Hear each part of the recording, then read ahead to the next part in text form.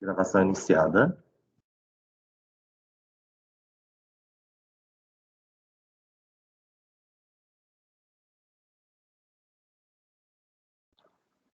Bom dia, conselheiros. Bom dia, doutor Luiz Eduardo, composto na mesa, doutora Tatiana, doutor Rodrigo Mineiro, doutor Valcir, doutor Jorge, doutora Semiramis, doutora Vanessa e eu, Rodrigo, presidindo a sessão. Estamos em mais um evento teste aqui, ao vivo. A partir do mês que vem, serão todos. Vamos começar com o item 195. Doutora Vanessa. Nós teremos uma sustentação oral via YouTube, via vídeo. Então, a doutora Vanessa pode iniciar a leitura do relatório, depois a gente passa a sustentação oral, depois a senhora vai para o voto. 195 é recorrente fazenda, interessado, Associação Propagadora Esdeva. A palavra relatora. O processo acho que já está na pasta, presidente.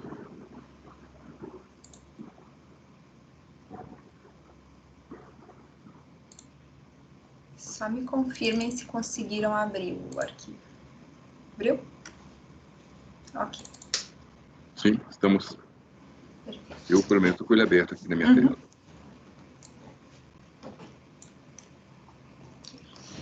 Então, bom dia a todos, né? Trata-se de recurso especial de divergência interposto pela Fazenda Nacional, buscando a reforma do Acórdão 3301.001.203, que deu provimento ao recurso voluntário, né? E foi integrado pelo Acórdão 3301.004.668, que acolheu os embargos, né? Então, aqui eu transcrevo as emendas dos dois acórdãos.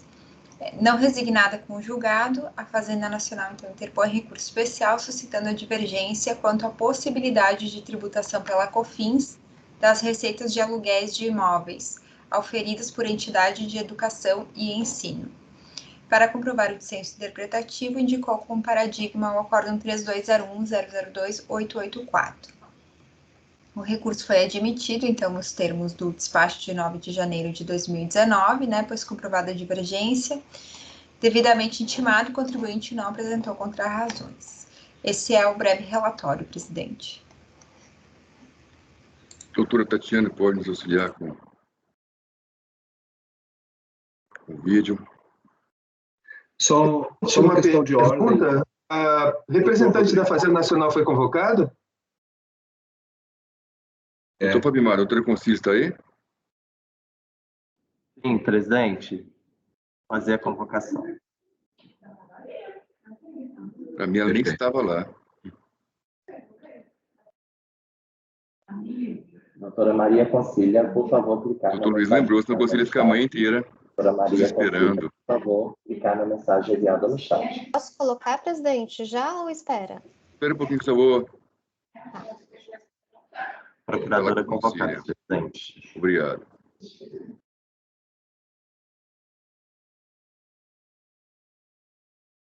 Bom dia a todos. Doutora Concília, boa tarde.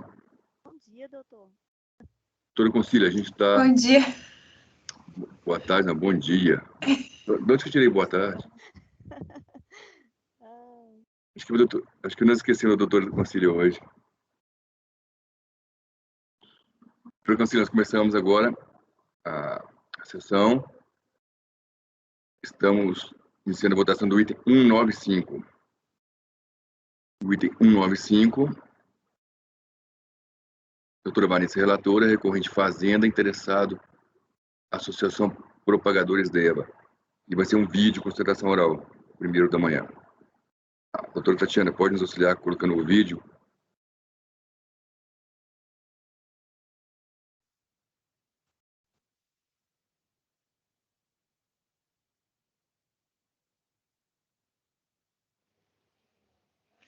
Ilustríssimo Senhor, conselheiro presidente, ilustríssima senhora conselheira relatora, ilustríssimos senhores conselheiros, integrantes desta egrégia terceira turma da Câmara Superior de Recursos Fiscais.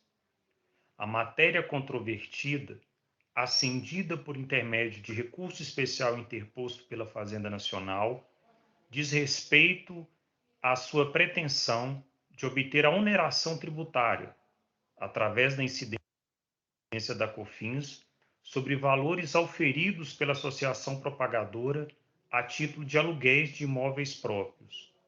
Isso porque, de acordo com o entendimento equivocadamente encampado pela Fazenda Nacional, tais valores não se enquadrariam na hipótese de incidência retratada no artigo 14, inciso 10, da medida provisória 2.158 de 2001. De acordo com o raciocínio desenvolvido pela Fazenda Nacional, os valores controvertidos atinentes a aluguéis não seriam receitas relativas à atividade própria e, por isso, não deveriam usufruir da hipótese de isenção tributária, ora mencionada. Pois bem, efetuada a delimitação da matéria controvertida, é importante evidenciar que o auditor fiscal autuante, ao lavrar os autos de infrações e redigir o termo de verificação fiscal, fez menção a duas medidas judiciais em curso na Justiça Federal, por meio das quais discutia-se a imunidade tributária da Associação Propagadora SDEVA, especificamente as folhas 33 do caderno processual. E o que é mais interessante, de maneira contraditória, a pretexto de juntar prova referente à acusação fiscal imputada à Associação Propagadora SDEVA, o auditor fiscal colacionou ao caderno processual, instruindo o auto de infração, duas sentenças judiciais proferidas pela Justiça Federal, por meio das quais é assegurado o preenchimento dos requisitos legais que beneficiariam a Associação Propagadora SDEVA como instituição imune, ou seja, como instituição de educação sem fins lucrativos que goza da imunidade tributária. Nesse sentido, peço vênia aos ilustres conselheiros para mencionar pequeno trecho de uma dessas decisões onde resta expressamente mencionado o preenchimento dos requisitos do artigo 14 do Código Tributário Nacional, habilitando a associação propagadora a usufruir da imunidade tributária. As folhas 83 do caderno processual menciona-se, abre aspas, extrai-se daí a vinculação dos rendimentos da impetrante às finalidades de educação e assistência social, e nos termos do artigo 14, inciso 1 do CTN, desde que a renda não seja distribuída a título de lucros ou participação no resultado. Deve ser considerada insuscetível de tributação. Isso posto, comprovado o preenchimento dos requisitos estabelecidos nos artigos 150, inciso 6, a linha C da Constituição Federal e 14 do Código Tributário Nacional, a impetrante se enquadra no perfil constitucional de entidade imune, ou seja, de maneira contraditória, tendo pleno conhecimento de que a Associação Propagadora SDEVA, à época da autuação, se enquadrava como instituição de educação sem fins lucrativos imune, ainda assim, o auditor fiscal lavrou auto de infração com o pretexto de exigir COFINS, alegando equivocadamente a falta de preenchimento dos requisitos legais para isenção tributária. E não é só. Essa matéria, aqui retratada alusivamente ao período de apuração de janeiro de 2000 a dezembro de 2001, já foi submetida ao crivo desta egrégia terceira turma da Câmara Superior de Recursos Fiscais, com a particularidade de mencionar o período de apuração de janeiro a dezembro de 2002, através de outro recurso especial, também interposto pela Fazenda Nacional, que foi unanimemente desprovido por esta egrégia terceira turma da Câmara Superior de Recursos Fiscais. Naquela assentada, especificamente na sessão de julgamento de 27 de abril de 2016, esta egrégia terceira turma da Câmara Superior de Recursos Fiscais reconheceu expressamente a desoneração tributária e, por consequente, a improcedência das alegações aqui repetidas pela Fazenda Nacional, uma vez que, de acordo com esta egrégia terceira turma, o importante para se certificar a desoneração tributária é a destinação que é dada para a receita, independentemente da sua denominação ou classificação contábil. Nesse sentido, outra vez mais, peço licença para mencionar a ementa do acórdão proferido em 27 de abril de 2016, notadamente o acórdão 9303-003-815, proferido por essa egrégia terceira turma da Câmara Superior de Recursos Fiscais, por meio do qual restou consignado, abre aspas, são isentas da COFINS as receitas relativas às atividades próprias das instituições de educação ou de assistência social, sem fins lucrativos, que prestem os serviços para os quais houverem sido instituídas e os coloquem à disposição da população em geral, em caráter complementar às atividades do Estado. Considera-se rendas relacionadas à finalidade essencial da entidade beneficente de assistência social, não sujeitas à cobrança da COFINS, quando estas forem destinadas ao atendimento da finalidade essencial da entidade, independentemente de sua natureza, desde que não mantenham estrutura empresarial. Fecha aspas. Como se observa, a pretensão infundada da Fazenda Nacional, aqui combatida, outrora já foi reprovada, desprovida por esta egrégia terceira turma, em acórdão unanimemente desprovido. E o importante também destacar é que o raciocínio sufragado por esta egrégia terceira turma, de acordo com o qual o fator importante para formar o juízo de valor acerca da desoneração tributária, que diz respeito à finalidade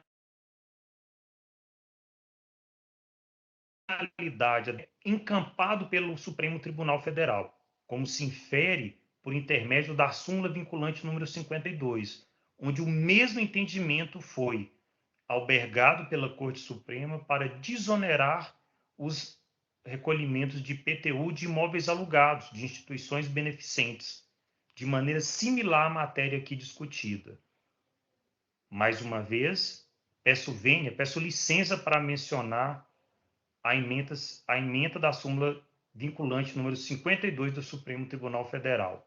Abre aspas. Ainda quando alugado a terceiros, permanece imune ao IPTU o imóvel pertencente a qualquer das entidades referidas pelo artigo 150, inciso 3, a linha C da Constituição Federal, desde que o valor dos aluguéis seja aplicado nas atividades para as quais tais entidades foram constituídas. Fecha aspas. Como se observa, o cerne, a diretriz do entendimento jurisprudencial sufragado por esta egrégia terceira turma em outra oportunidade para desonerar tributariamente a Associação Propagadores DEVA da COFINS arbitrariamente exigida pela Fazenda Nacional, ela é encampada pelo Supremo Tribunal Federal por intermédio da súmula vinculante número 52.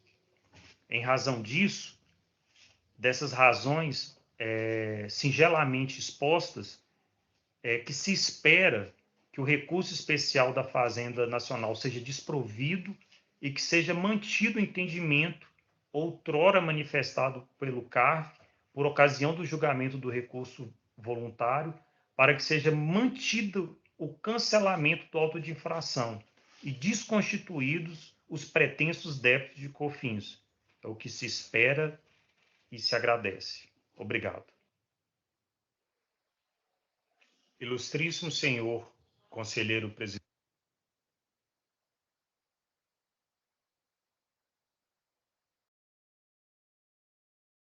Pronto, presidente. Isso com a palavra relatora. Ok. Recurso especial de divergência interposto. Alguém está com o microfone aberto. Obrigada. Recurso especial de divergência interposto pela Fazenda Nacional atende aos pressupostos de admissibilidade, então constantes no RICARF, devendo ter prosseguimento. No mérito, a discussão principal posta nos autos refere-se à possibilidade de tributação pela COFINS das receitas de aluguéis de imóveis auferidas por entidade de educação e ensino. Portanto, trata-se de determinar o conceito de faturamento para contribuinte e a incidência ou não de COFINS no regime cumulativo, nos termos da Lei 9718 de 98, vigente à época da ocorrência dos fatos geradores, que foi de janeiro de 2000 a dezembro de 2001. Então, no presente contexto, centra-se a controvérsia a possibilidade da inclusão das receitas de aluguéis no conceito do faturamento da entidade de educação e de ensino. A inconstitucionalidade do artigo 3º, parágrafo 1º da Lei 9718, que alargou o conceito de faturamento para a base de cálculo do PIS e da COFINS, foi reconhecida pelo STF no julgamento do RS 585235, na sistemática da repercussão geral, tendo como leading cases os RS 357.959, 390.845 e 358.2739, e ainda o 3460846. Os fundamentos da decisão foram sintetizados na seguinte ementa, que transcrevo a ementa, então, do julgado, que declarou a inconstitucionalidade do alargamento da base de cálculo. É pertinente ainda colacionar a ementa de julgado do leading case, o 357.950, refletindo a posição predominante na Corte Suprema, confirmada em sede de repercussão geral. Então, a jurisprudência do Supremo, ante a redação do artigo 195 da Carta Federal, anterior à emenda constitucional número 20 de 98, consolidou-se no sentido de tomar as expressões receita bruta e faturamento como sinônimos, jungindo-as à venda de mercadorias, de serviços ou de mercadorias e serviços. É inconstitucional o parágrafo 1º do artigo 3º da Lei 9718, no que ampliou o conceito de receita bruta para envolver a totalidade das receitas auferidas por pessoas jurídicas, independentemente da atividade por elas desenvolvida e da classificação contábil adotada. Então, nessa linha relacional, as decisões proferidas pelo STF que tenham sido afetas à sistemática da repercussão geral são de observância obrigatória por este órgão administrativo, conforme disposição do artigo 62 do regimento. Aqui o transcrevo. Frente à declaração de inconstitucionalidade do alargamento da base de cálculo de COFINS, estabelecida pelo artigo 3º, parágrafo 1º da Lei 9718, ficou estabelecido o conceito de faturamento como decorrente da venda de mercadorias ou prestação de serviços ou da combinação de ambos, não sendo abrangidas outras receitas.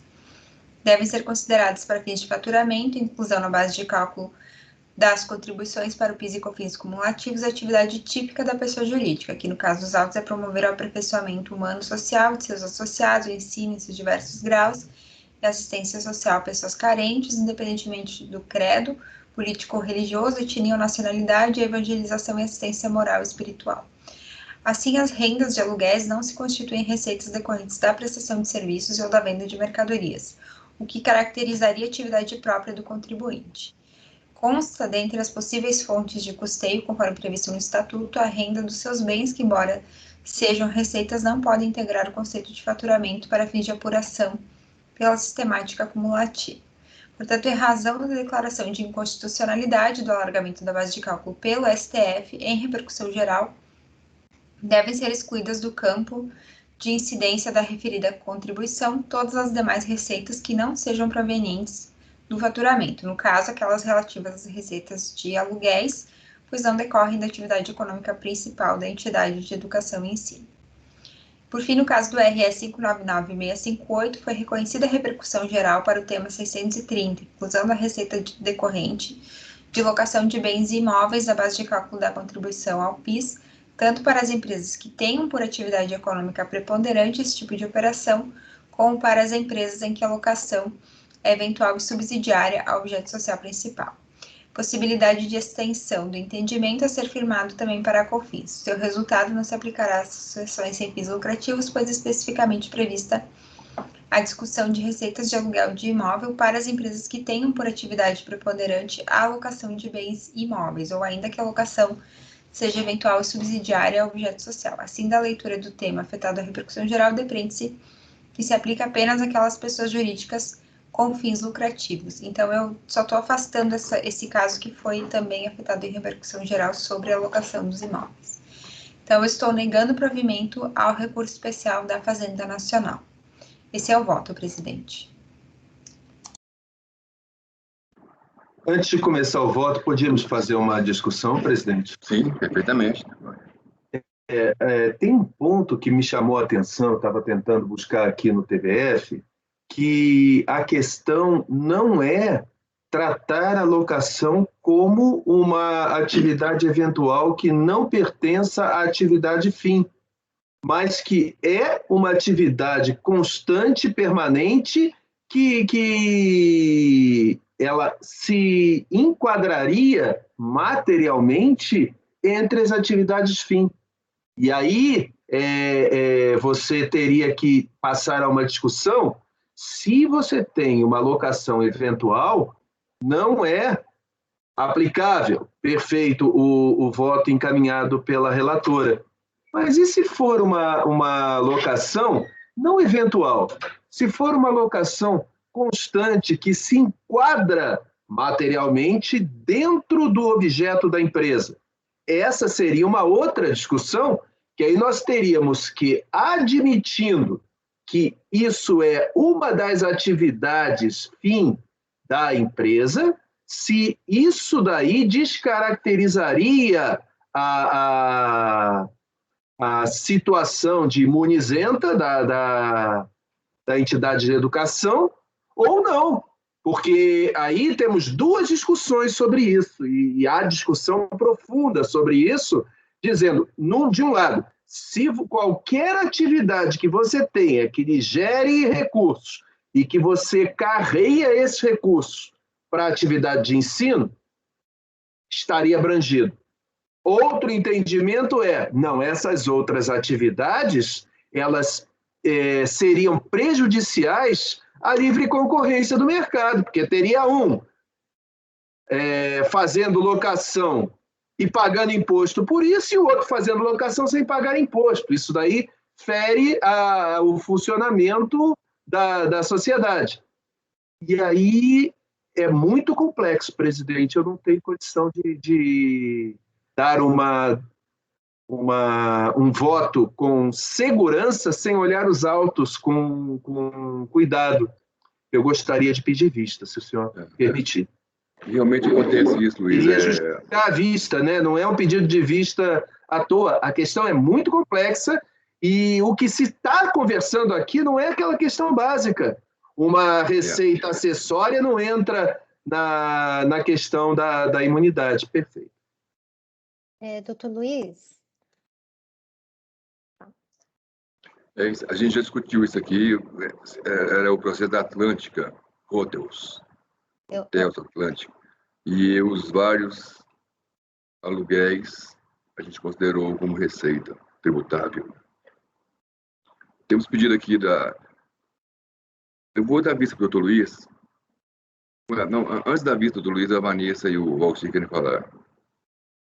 Doutora Vanessa. O Valcir ergueu a mão antes, não sei se ele quer falar primeiro. Então, doutor Valcir. Não, só para ajudar a esclarecer essa dúvida que o doutor Luiz colocou, e eu acho que é bem interessante o pedido de vista, realmente, para analisar, é a dúvida que eu também fiquei ao analisar o processo, mas eu vi que a atividade fim dessa associação é realmente o ensino, como eu destaquei no voto, né? Promover o aperfeiçoamento humano-social, o ensino em diversos graus de assistência social a pessoas carentes, etc. Não tem essa atividade de locação de imóveis como uma atividade típica. Por isso que o meu entendimento foi na linha de que a gente estaria tratando de outras receitas, não discutindo necessariamente a imunidade da associação, mas discutindo essa questão da declaração da inconstitucionalidade da base de cálculo. Só para esclarecer que essa foi a minha dúvida também ao fazer o voto, que para mim ficou esclarecido nesse sentido, né? Então, só para auxiliar aí a vista do Dr. Luiz. Obrigada. Doutor Valcir, eu posso só furar a fila rapidinho para fazer uma... o presidente deve se lembrar, aquele mineiro como eu de Belo Horizonte, me parece que seu colégio Arnaldo, do presidente. É um colégio tradicional que tem em Belo Horizonte. Tem o Arnaldo, tem dois grandes colégios na região central, o Arnaldo e o Arnaldino, que é inclusive próximo aonde o presidente morou. Então, da rua. Isso, na Vitória Existe Massola, ainda? exatamente, existe. E lá agora chama Arnaldo Unidade Cruzeiro.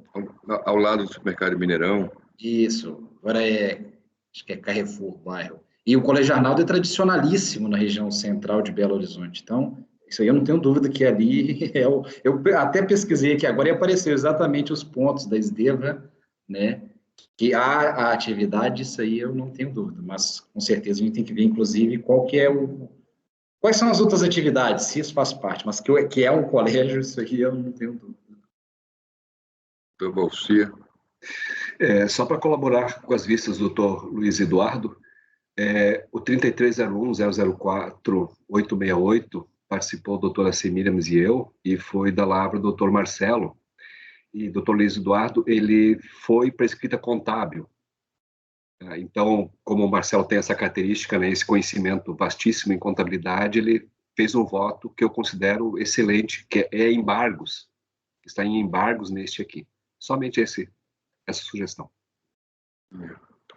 E o doutor Rodrigo Mineiro, eu mesmo, na fiscalização, já fiscalizei a Católica de Minas. Também mesma coisa, mesmo tipo, é o que o doutor Luiz falou. Realmente dá uma concorrência no mercado entre por exemplo, uma Universidade Católica com uma Universidade Estácio de Sá, por exemplo. A Mackenzie também é isenta de tudo. Então, dá um desequilíbrio de mercado, realmente, em prol das isentas, né? E o Arnaldo hoje tem faculdade, né? Faculdade Arnaldo. Ele também. Avenida Brasil, um dos prédios mais bonitos de BH, aquele prédio dele. Isso, exatamente. O quarteirão inteiro. Doutora Vanessa, já falou.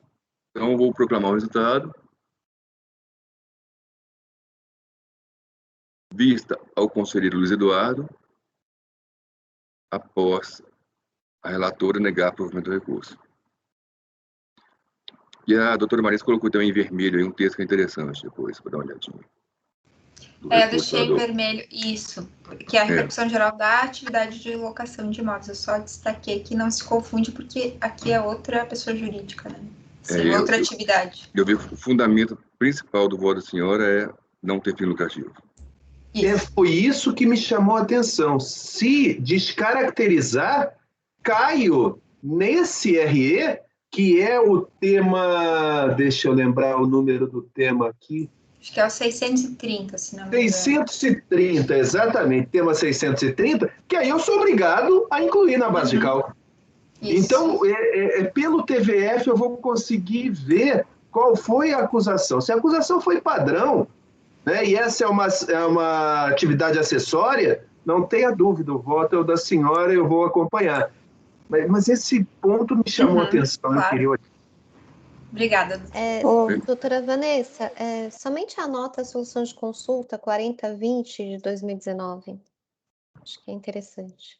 O acordo original, o Zé Adão trabalhou a questão, ele considerou que era receita própria, então ele encaixou na MP 2158, no artigo 14. Ele considerou que era receita própria, então, por isso que ele incluiu lá. Ele não trabalhou essa questão de ser entidade sem fins lucrativos, especificamente. Ele só considerou que era atividade regular dela. E que, então, o embargo teve efeito infringente. E que, então, Esse caso é complicado. Receita própria. Mas a minha leitura, a minha visão foi diferente do recorrido, que trabalhou de forma diferente essa questão da imunidade e essa das receitas de aluguéis. Né? Eu concordo plenamente com a doutora Vanessa, no sentido que a gente tem que cair mesmo para a imunidade, porque a linha é muito tênue, né? O artigo 14, ele se remete à imunidade, ele fala em isenção, mas ele se remete à imunidade, né? Então é muito confuso mesmo.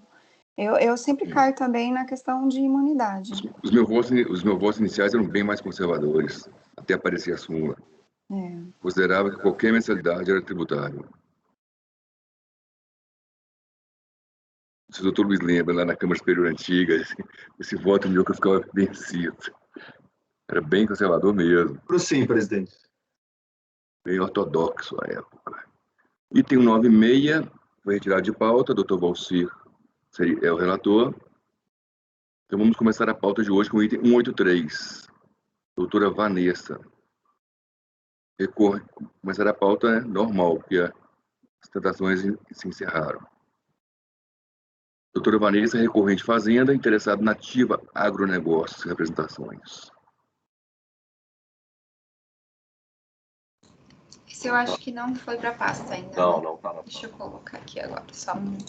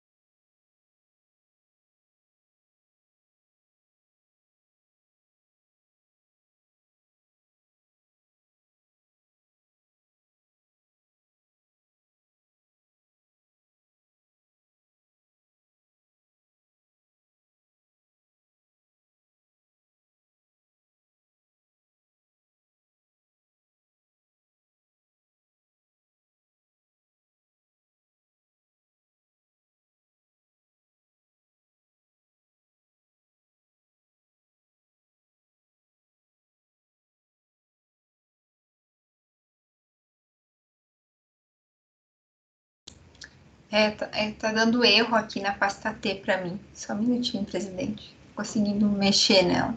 Se a senhora me permite, eu também tenho esse problema. A senhora abre no teu computador e salva o arquivo aberto na pasta T. Ok. Aí ele funciona. Vou tentar fazer isso. Fazer isso para todos. Obrigada. Como é que você faz, Luiz? Você abre... Eu abro na pasta O, que eu tenho para todos, e salvo na pasta P. Salvar como na pasta P, aí funciona. Se eu copio e colo, ele dá problema de rede. A rede está congestionada, ele não faz. Eu sempre copio e colo, dá certo. Não sei se eu estou aqui no CARF. Está dentro do CARF. Pelo AVPN está difícil.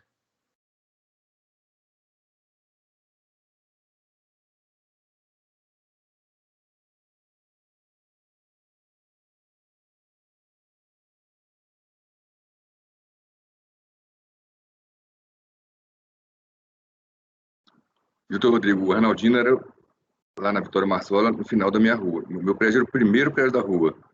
Da Vitória Marsola? Não, meu prédio é lá na esquina com o Afonso Pena, o primeiro prédio da rua. E o Arnaldino fica lá embaixo, no final da rua. A rua é pequena. Não, a Vitória Marsola é comprida, presidente. Oi? O senhor morava na Vitória Marsola mesmo? Não, morava na Alfenas, mas lá na Afonso Pena. Ah, tá, na Alfenas. Lá perto da Nilson Sagitários. Em frente, exatamente em frente. Tá. Frente, me importa com porta. Isso aí para da época da adolescência, né? Pô, Caju. Aí você desce a rua toda, é mesmo, você descer na rua toda, você sai quase no Arnaldino. A minha irmã estudou lá, inclusive. E ainda está lá, existe, e a faculdade Arnaldo é lá, passa... Minha mãe mora ali no Cruzeiro também, eu costumo fazer caminhadas ali. O bairro chama Cruzeiro, tá, pessoal? O bairro chama Cruzeiro, Não por conta do time, é porque no alto ali era o alto da Avenida Afonso Pena e lá tinha um cruzeiro. chamava a Praça do Cruzeiro, onde seria construída a Catedral Metropolitana de Belo Horizonte, que não foi construída. Aí a cidade cresceu para cima. Aqui em Brasília também o ponto mais alto é a Praça do Cruzeiro. A Praça do Cruzeiro seria a Praça da Bandeira ali? Não, a Praça Milton Campos. Ah, é Milton Campos? Para cima da Praça Milton Campos, o Alto da Afonso Pena, que foi aberto nos anos 70, era uma favela, era um aglomerado. Na época se já falava favela mesmo, né? E hoje tem só resquícios, poucas casas mais humildes. Mas a Afonso Pena terminava ali, na Praça Milton Campos, que é a esquina com contorno. Eu mudei para aí no início da década de 70. A gente não lembra, né, presidente? Início não, né? A gente lembra mais do meio da década para o final, né? Não, lógico. Eu andava sozinho o bairro inteiro. Tinha muito lote vago ainda. Isso, exatamente. Mas foi aberto mesmo, assim, como uma via grande. O próprio prédio da Telemig, ali, a gente jogava bola ali. Isso, eu joguei também, era um terreno. Aquilo ali foi já anos 80, meados dos 80. A Vanessa conseguiu? Estou com a palavra relatora. Consegui. Deixa eu ver aqui na parte. Dica do Dr. Luiz deu certo. Obrigada, Dr. Luiz. Trata-se, então, de recurso especial de divergência interposto pela Fazenda, buscando a reforma do Acórdão 33.01007.849, que deu provimento parcial ao recurso voluntário, cancelando os lançamentos de ofício da COFINS sobre bonificações de vendas, receitas de propaganda e publicidade, receitas de aplicação financeira e registros na conta clientes, cuja contrapartida foi lançada na conta ajuste monetário. Então, aqui eu transcrevo a ementa. Não resignada com o acórdão, a Fazenda Nacional interpõe recurso especial alegando divergência quanto à tributabilidade pelas contribuições sociais das receitas de propaganda e publicidade e bonificações recebidas de fornecedores. Então, para comprovar o dissídio, colaciono os acórdãos 3302008120 e 3302007764, respectivamente. Foi dado seguimento parcial ao recurso especial da Fazenda, nos termos do despacho de 1º de setembro de 2020, apenas quanto à tributabilidade pelas contribuições sociais das receitas de propaganda e publicidade. O prosseguimento parcial foi confirmado pelo despacho de 21 de outubro de 2020, que rejeitou o agravo interposto pela Fazenda, reiterando o não seguimento da matéria, possibilidade de tributar pelas contribuições sociais as bonificações recebidas de fornecedores.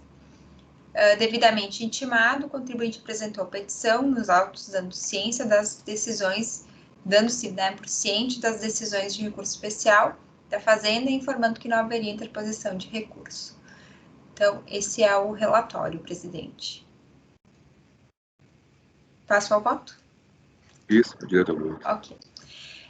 O recurso especial de divergência interposto pela Fazenda atende os pressupostos de admissibilidade, devendo, portanto, ter prosseguimento. No mérito, a controvérsia gravita em torno da possibilidade de incidência das contribuições sociais para o PIS e a COFINS não cumulativas sobre os valores recebidos pelo sujeito passivo a título de receitas de propaganda e publicidade. No acórdão recorrido, foi afastada a tributação pelas contribuições sobre as referidas verbas nos seguintes termos. Então, da publicidade e marketing. A recorrente assim descreve a operação.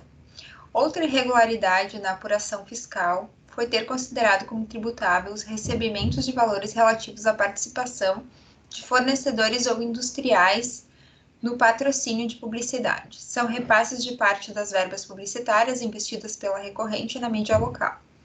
É comum, muito costumeiro mesmo, os fornecedores ou industriais ajudarem as empresas comerciais, suas revendedoras, na divulgação dos seus produtos. Isto não é receita, então somente ajuda nos custos de divulgação, rateio de despesas. O simples recebimento de patrocínio de alguns fornecedores para ajudar a custear gastos com publicidade não podem ser considerados como receita passível de tributação. Não se trata de rendimento ou faturamento da empresa, mas apenas uma diminuição do custo, o ressarcimento de uma despesa de publicidade. Está bem claro no livro Razão, cuja cópia está anexa ao processo, ser o recebimento erroneamente considerado como receita tributável um mero ressarcimento de despesas, e por lógica fiscal e comercial e Justiça devem ser excluídos da base de cálculo do lançamento fiscal. O acordo número 180300464, né, do processo administrativo número tal, sobre RPJ calculado com base no lucro presumido, assim enfrentou a questão. Aduz a recorrente que o simples recebimento de patrocínio de fornecedores para ajudar a custear gastos com publicidade não podem ser considerados como receita passível de tributação. Anexa como prova a cópia do livro Razão, em que foram registrados os valores recebidos com patrocínio de vários de seus fornecedores. O artigo 25 da Lei 9430 determina o acréscimo à base de cálculo do lucro presumido dos valores das demais receitas auferidas pelo contribuinte. O lucro presumido será o montante determinado pela soma das seguintes parcelas: os ganhos de capital, os rendimentos e ganhos líquidos auferidos em aplicações financeiras, as demais receitas e os resultados positivos decorrentes de receitas não abrangidas pelo inciso anterior e demais valores determinados nesta lei, auferidos naquele mesmo período. A recorrente contabilizou como outras receitas os valores recebidos a título de publicidade e marketing. Em tese, poderíamos considerar que despesas com publicidade e marketing reembolsadas pelos fornecedores corresponderiam a valores recuperados, nos termos do artigo 5.3 da Lei 9430 de 96. No presente caso, não constam nos autos elementos que demonstrem que os valores contabilizados como outras receitas foram efetivamente reembolsados, tais como cópia de contrato com os fornecedores, prevendo o reembolso das despesas e comprovantes dos dispêndios com publicidade no montante das receitas contabilizadas. Logo, não há como acolher a argumentação da recorrente, devendo ser mantida a adição dos valores contabilizados como outras receitas, propaganda e marketing. Concordo com o acordo número 180300464, quando não acata o argumento de que se tratava de reembolso de despesas por falta de comprovação. Obtém-se reembolso daquilo que é despendido por conta de terceiros. Nessa circunstância, a saída de recursos não constitui uma despesa, e sim um ativo, conta a receber. E a entrada em data posterior não será uma receita, porém reembolso, que deve ser lançado a crédito do ativo, conta a receber. No caso em discussão, houve registros contábeis de despesas, propaganda e marketing e receitas, outras receitas que a recorrente alega ter reembolso. E não foi apresentado contrato que determinasse o rateio das despesas, comprovando que, em parte, haviam sido desembolsadas em benefício de terceiros e, por isso, seriam posteriormente recuperadas. Saliento que apenas o fato de terem sido registradas despesas e receitas não determina que não se tratava de reembolso. Ocorre que a recorrente não comprovou sua alegação. Entretanto, a conclusão para o IRPJ incidente sobre o lucro presumido não pode ser aplicada a COFINS, sem uma análise mais detalhada da legislação que rege esta contribuição. Então, com efeito, a base de cálculo do lucro presumido correspondia a um percentual da receita bruta, ao qual somavam-se as demais receitas, exceto as financeiras que tivessem sofrido tributação na fonte. E não há informação nos autos se, para fins de determinação do lucro presumido, foi classificada como integrante da receita bruta ou como demais receitas. A decisão recorrida por seu turno considerou que as receitas em discussão integravam a receita bruta, adotando o entendimento da solução de consulta número 15 de 2004, cuja ementa segue abaixo. Então, transcrevo aqui a ementa. Para fins de incidência da COFINS, temos de verificar que se tal receita inclui-se no conceito de receita bruta, do artigo 3º da Lei 9718, o qual, por sua vez, remete-se ao artigo 12 do Decreto-Lei 1598. Na sessão de julgamento do RE 346084, em que foi declarada a inconstitucionalidade do parágrafo 1º do artigo 3º da Lei 9718, o ministro César Peluso expressou o entendimento de que receita bruta é a soma das receitas oriundas do exercício das atividades típicas da empresa. Então, quanto ao caput do artigo 3º, julgo constitucional para lhe dar interpretação conforme a Constituição, nos termos do julgamento proferido no RE 150.755, que tomou a locução receita bruta como sinônimo de faturamento, ou seja, no significado de receita bruta de venda de mercadorias e prestação de serviços, adotado pela legislação anterior e que, a meu juízo, se traduz na soma das receitas oriundas do exercício das atividades empresariais. E manifestou ainda idêntico posicionamento quando o julgamento do agravo no RE 371258. Sigo a linha do ministro César Peluso, isto é, de que a receita bruta é a receita derivada da atividade típica, não restrita à venda de bens e serviços. No caso, então, a recuperação de despesas com propaganda e marketing foi contabilizada como outras receitas e não há qualquer informação de que as atividades de propaganda e marketing ingressem no rol de atividades típicas da recorrente, com efeito de acordo com a cópia do contrato social, que se encontra nos autos a recorrente, atuava no comércio de adubos, sementes, insumos, fertilizantes, defensivos agrícolas, produtos veterinários, produtos agropecuários, máquinas agrícolas, irrigação com seus equipamentos, representação por conta própria de terceiros dos mesmos produtos e exploração das atividades rurais, agrícola e pecuária. Reitero que a decisão recorrida concluiu pela incidência da COFINS exclusivamente com base na solução de consulta número 15 de 2004, que por seu turno manifestou a interpretação sobre a legislação da COFINS. Então, diante da ausência de qualquer documento que comprove que tal tipo de receita derivasse de operação ligada à sua atividade típica, de acordo com o artigo 9 do Decreto 7235, o auto de infração deve ser instruído com todos os elementos de prova necessários à comprovação do ilícito. Dou provimento aos argumentos para excluir da tributação pela COFINS as receitas derivadas da participação de fornecedores nos gastos com publicidade e marketing. Então, portanto, assim, não havendo informação de que as atividades de propaganda e marketing integrassem as atividades típicas do contribuinte, deve ser mantida a exclusão da tributação pela COFINS das receitas derivadas da participação dos fornecedores nos gastos com publicidade e marketing. Então, diante do exposto, estou negando o provimento ao recurso especial da Fazenda Nacional. Doutor Luiz. Presidente, a conselheira relatora considera que é receita. O que se está discutindo aqui é se é receita bruta ou se é outras receitas, esse recebimento a título de propaganda. Realmente não é uma receita da atividade fim, mas é, sem dúvida, uma prestação de serviço. O que eu vejo aqui é que, em que pese não está no estatuto ou no contrato social como objeto, ela prestou um serviço. Ela prestou um serviço para seus parceiros ou seus fornecedores de fazer propaganda do produto deles. É uma prestação de serviço, ela fez a propaganda dela e deles. E eles pagaram para ela por isso. Aí eu pergunto, o que seria a atividade fim para fins de COFINS? Atividade fim para fins de COFINS, tá certo. É isso mesmo. É aquela que está no contrato social, é aquela que está no estatuto, ou é aquela que você efetivamente faz? Eu preciso estar no estatuto? Pergunto, essa propaganda ela é algo que ela faz para conseguir essa venda que ela faz da propaganda? É algo que ela faz e ganha dinheiro esporadicamente, ou é uma linha de receitas dela que compõe o lucro? É tênue, é tênue.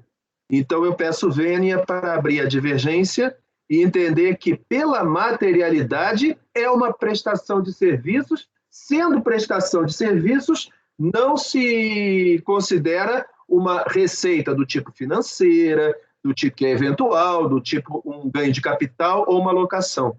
Então, eu tenho uma visão mais materialista do que é a atividade fim, e com todas as vezes respeito, porque teu voto, doutora Vanessa, está muito claro e me permitiu fazer a análise em poucos segundos. Então, impecável a lógica. Eu só tenho uma premissa que é um pouco diferente, que é a materialidade da atividade fim. Então, eu peço vênia para abrir a divergência e dar provimento ao recurso. É como voto.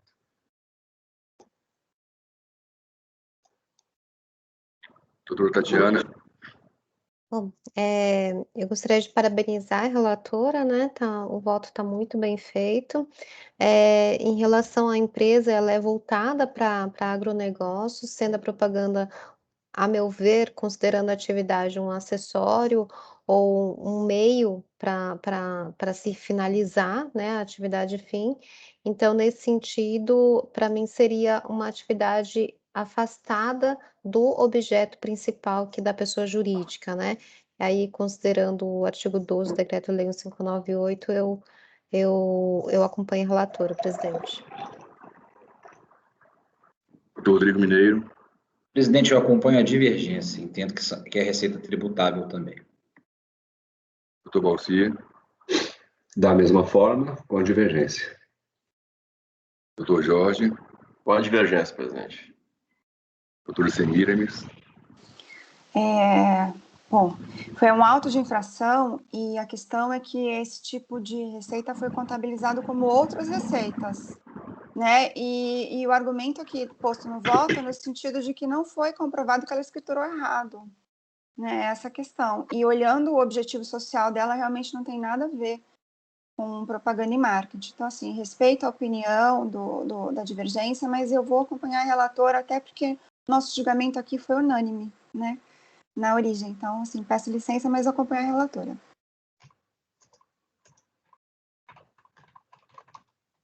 Esse assunto aparece de vez em quando para a gente, né?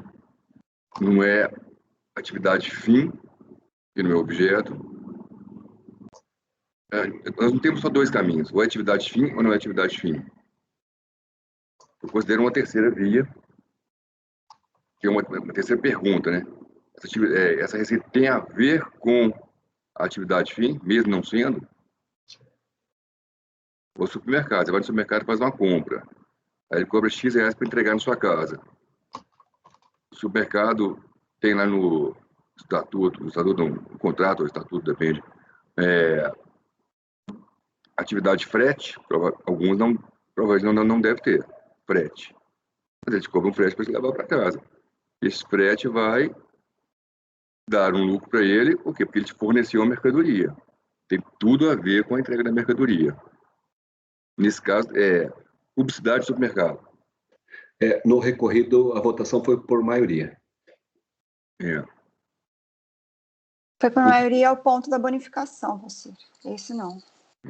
Perfeito, de fornecedores de receitas, propaganda e publicidade. Publicidade do supermercado. Tem um amigo que era diretor de empresas, tipo Ambev, Danone, trabalho das empresas, e ele falava que o supermercado cobrava. Cobrava para colocar para aqueles panfletozinhos que você chega na frente do supermercado, que você vai pegando, não sei nem se tem muito agora mais, por pandemia, mas aquele panfleto o supermercado cobra para colocar ali. É um serviço de publicidade. Tem a ver com a venda? Sim. Tem a ver com a atividade fim. Então, essa pergunta que eu faço quando eu vou analisar esse tipo de processo. Então, eu boto assim com a divergência. Por maioria de votos, deu-se provimento ao recurso especial da Fazenda. Vencidas as conselheiras Tatiana, Vanessa e Semiramis. Doutor Luiz Eduardo, para o voto vencedor. 184, minha relatoria. Banco de Desenvolvimento de Minas Gerais, BDMG. Existe ainda, Rodrigo, esse banco? O Benji não existe mais, né, Benji? Não, uma banca de desenvolvimento não é possível que vai acabar, né? Você precisa. Você tem lá. Está lá na Rua da Bahia, lá no Lourdes, depois da igreja de Lourdes, ali tem um prédio. Exatamente ali. É o Banco de Desenvolvimento, não. Na época da renegociação das dívidas, esses bancos entraram tudo no pacote. Da renegociação das dívidas dos estados com a União. O Benji entrou no pacote. Crédito Real também, Minas Caixa, tudo na época, né? Era esses bancos. O BDMG, o foco dele é um pouquinho diferente, né? Não é um banco comercial. A gente fez Minas Caixa, inclusive, em frente à Receita Federal. Presidente, eu queria pedir licença só para expor uma coisa que eu estou passando. É muito, muito legal vir aqui participar com vocês pelo seguinte, porque a gente revisita os temas que já analisamos, escuta outros lados, né? Então, assim, ainda que eu vote por um lado, mantendo a minha própria turma, sempre fica aquela ideia de reflexão, sabe? Então, assim, queria só dividir isso com vocês, que é muito legal. Eu dei a sorte que veio muita coisa, 3301, né? Então, é muito bom. Concordo. Nossa, a gente tem que refletir mesmo, né? Porque a questão da minha turma é assim, a gente é muito unânime sempre, né? Então, é ótimo ouvir casos que a gente analisou de uma outra forma. Então, assim, valorizo muito essas divergências e realmente fica a reflexão para tudo. Está tudo anotado aqui, inclusive, para dividir depois com eles. É um relatório. Doutor Luiz, quer falar uma coisa? Eu só queria corroborar, presidente, é um aprendizado cada sessão. E, doutora Semíramis, a senhora é muito bem-vinda no colegiado, trazendo novas argumentações, e isso só tem a enriquecer a nossa discussão. O mais importante aqui, eu sempre defendo isso, não é que nós concordemos, mas é que um entenda com clareza a linha de raciocínio do outro. Porque quando a gente entende o que aconteceu e quais são as possíveis interpretações, os possíveis entendimentos, é que a gente compreende a matéria. Se a gente olhar só por um lado, a gente não compreende. Então, eu quero dizer que não existe um lugar melhor para se aprender do que nesse embate respeitoso e com admiração mútua sempre, que é uma marca registrada da nossa turma, até pela característica do nosso presidente, e a senhora também é muito bem-vinda. Rodrigo, quer falar uma coisa? Sim, presidente, é só para complementar, eu como calouro da turma, né, estou sentindo muito isso, doutora Semíramis, que uma posição da 3402, algumas posições fortes, que eram inclusive unânimes lá, outras não, e eu estou sentindo essa mudança. Então, estou ainda em processo de adaptação, sinto bem o que a senhora colocou aqui, né? Questões que eram, não vou falar verdades absolutas, mas no momento eram, e agora, com a posição com o novo colegiado, a gente já tem que refletir. Então, inclusive, eu peço até desculpa para os colegas aqui, em algumas situações, mas ainda estou em fase de transição de um colegiado baixo para um colegiado superior. Eu entendo bem que a senhora colocou. Isso é muito bom. Então, vou ler o relatório do item 184, recorrente BDMG, interessado em Fazenda. Trate de recurso especial de divergência interposto pelo contribuinte contra acórdão de novo da turma da Semíramis, 3301, proferido pela primeira turma ordinária, terceira Câmara, terceira Sejur, sobre a seguinte ementa. COFINS. Instituições financeiras, base de cálculo da COFINS, conceito de faturamento. A interpretação do artigo 2º da Lei Complementar 70 deve ser no sentido que a COFINS incide sobre todas as receitas e atividades fim do contribuinte.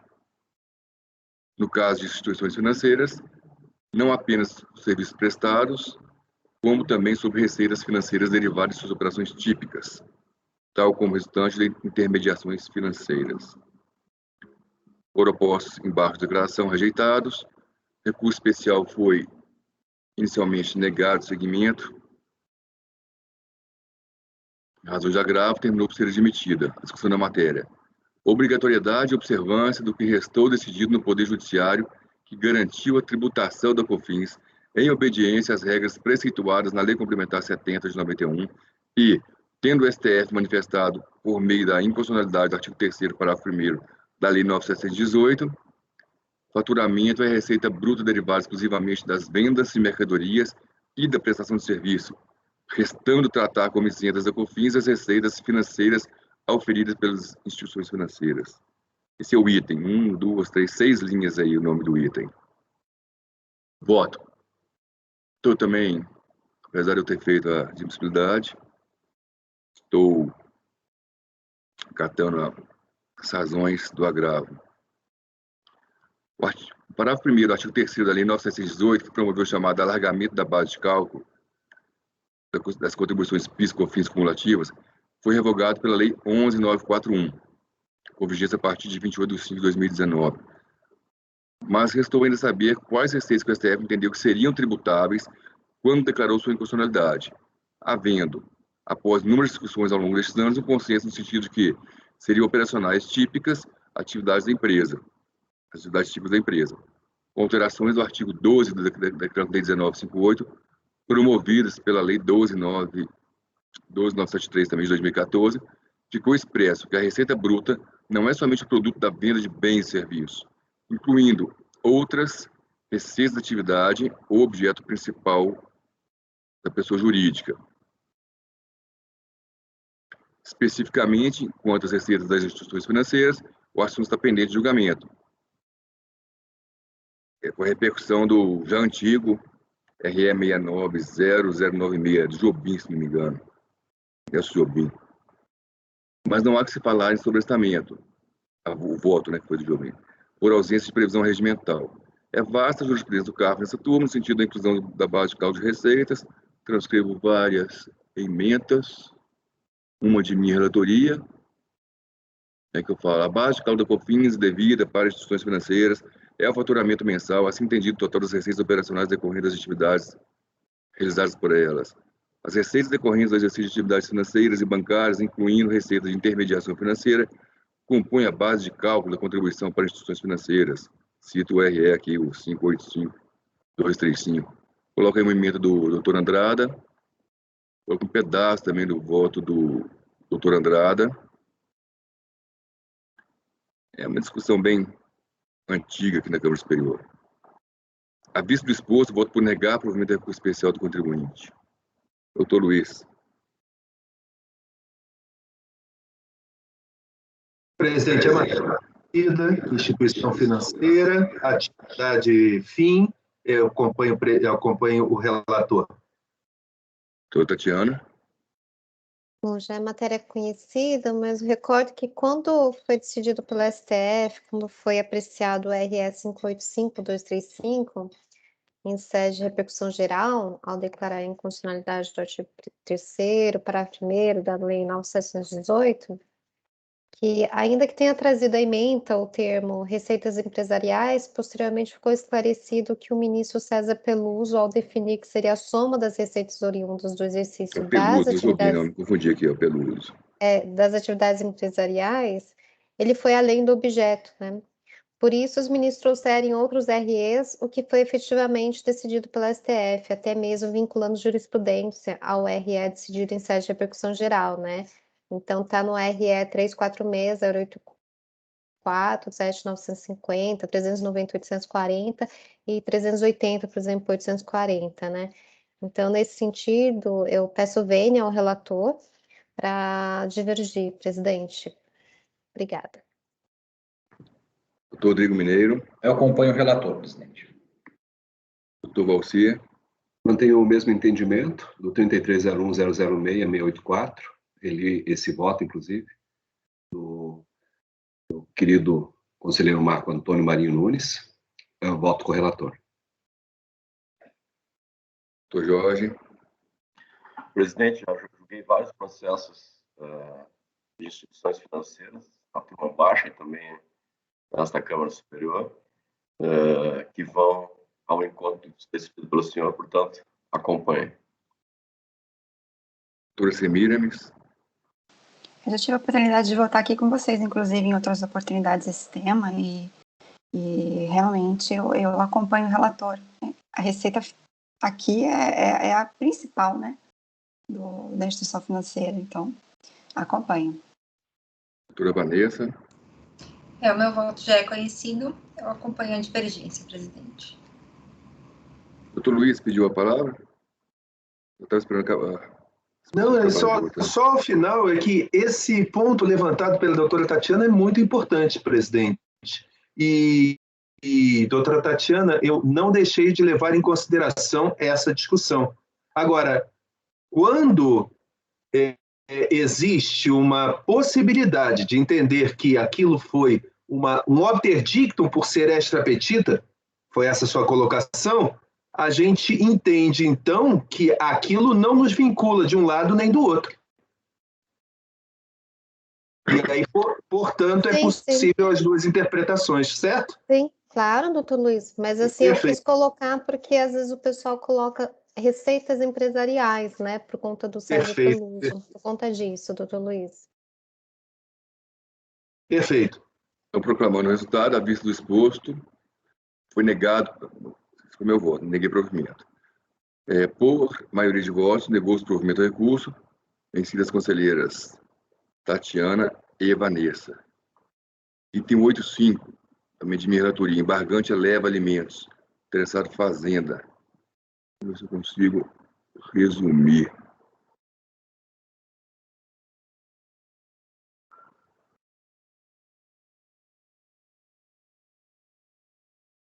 Ele estava aberto aqui, sumiu. Vou abrir de novo.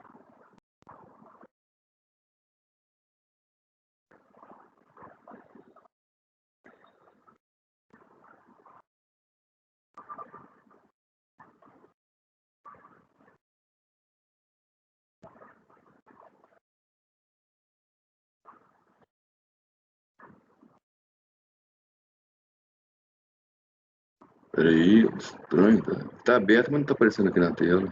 Para mim está aberto e está aparecendo aqui, presidente. Agora tá, é. Estava escondido atrás do documento aqui.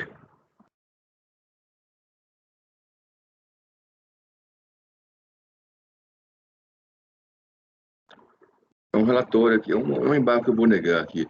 Traço de embargo de declaração posta pelo contribuinte, recurso especial 9303-007-652. A emenda fala o seguinte: PIS, receitas, vendas, empresas, Zona Franca de Manaus, isenção. As receitas decorrentes de vendas de mercadorias nacionais para empresas localizadas na Zona Franca de Manaus gozam de isenção da contribuição. É um embargo da própria empresa aqui.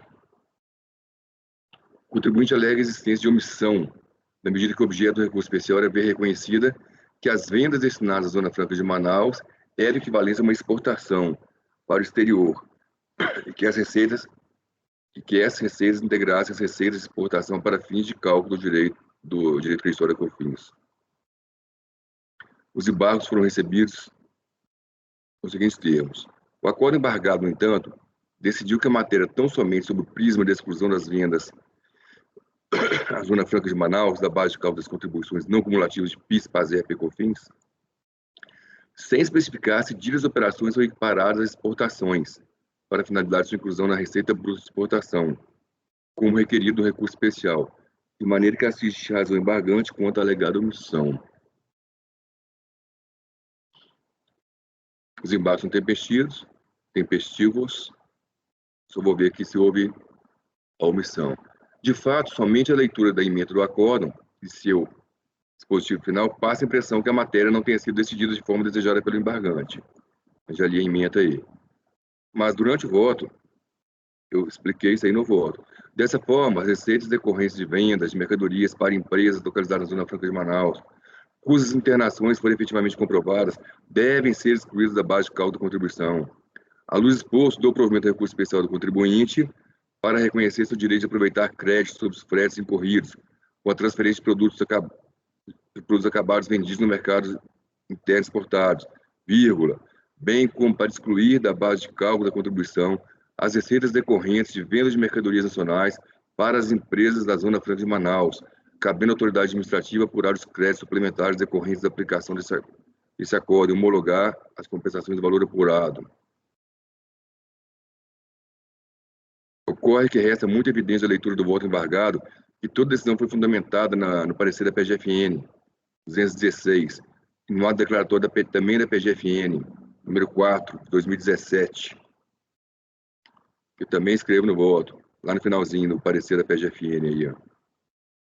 Não incide PIS/COFINS sobre a receita decorrente de venda de mercadoria de origem nacional destinada a pessoas jurídicas sitiadas na Zona Franca de Manaus, pois se trata de operação equiparada à exportação.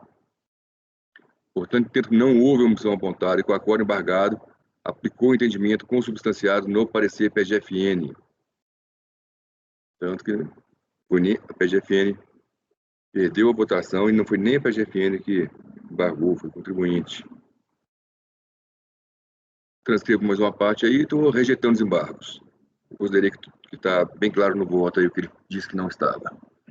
Doutor Luiz. Acompanhe o relator, presidente. Doutora Tatiana. Acompanho. Doutora Tatiana. Eu acho que deu um eco, né? Mas eu acompanho o relator, presidente. Aqui não estou entrando no mérito, só estou dizendo que não houve omissão alegada. Rodrigo Mineiro. Acompanho o relator. Doutor Valcia. O relator? Doutora Semiramis, Acompanho. doutora Vanessa, Faltou o doutor Jorge votar, presidente. Desculpa. então, por unanimidade de votos, Presidente, Presidente, doutor Doutor Jorge Jorge? e eu não votamos. tá vendo? Você aparece, gente. Mas eu acompanho também. Então, o doutor Semiramis votou antes do doutor Jorge. Doutor Jorge, acompanhe o relator, presidente.